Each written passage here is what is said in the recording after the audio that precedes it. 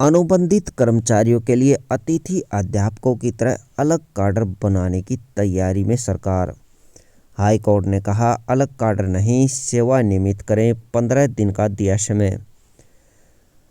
High court ने हरियाणा सरकार से उन कदमों के बारे में बताने को कहा था जहां सुविधा कर्मचारी अपने जीवन के 20 साल देने के बाद मर जाते हैं दोस्तों, लेकिन पदों की कमी के कारण उन्हें नियमित नहीं किया जाता।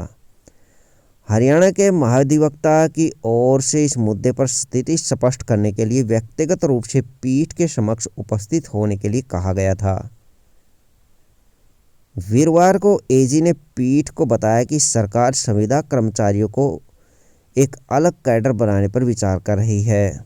संविदा कर्मचारियों के लिए एक अलग कैडर बनाने पर विचार कर रही है, जिसमें कर्मचारी को नियमित नहीं किया जाएगा, लेकिन गेस्ट टीचर की तरह 58 साल तक सेवा तक में रह सकेंगे। इस जवाब पर पीठ ने सरकार के फैसले पर सवाल उठाते हुए कहा है कि अलग कैडर नहीं, एक नीति बनाओ जिसके तहत इन कर्मचारियों की सेवा को नियमित किया जा सके। सरकार ने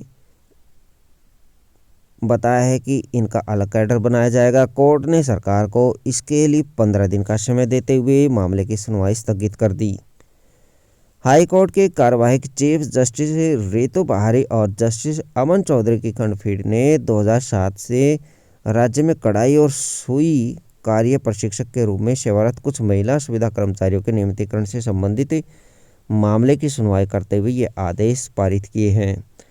इस बीच राज्य में लंबे समय तक सेवा प्रदान करने वाले कर्मचारियों की सेवाओं को नियमित करने के लिए कैडर बनाने की सरकार की योजना पेश करते हुए इस मुद्दे पर राज्य की नीति के बारे में एक पत्र 23 नवंबर को हरियाणा सरकार द्वारा हाई कोर्ट के समक्ष रखा गया था।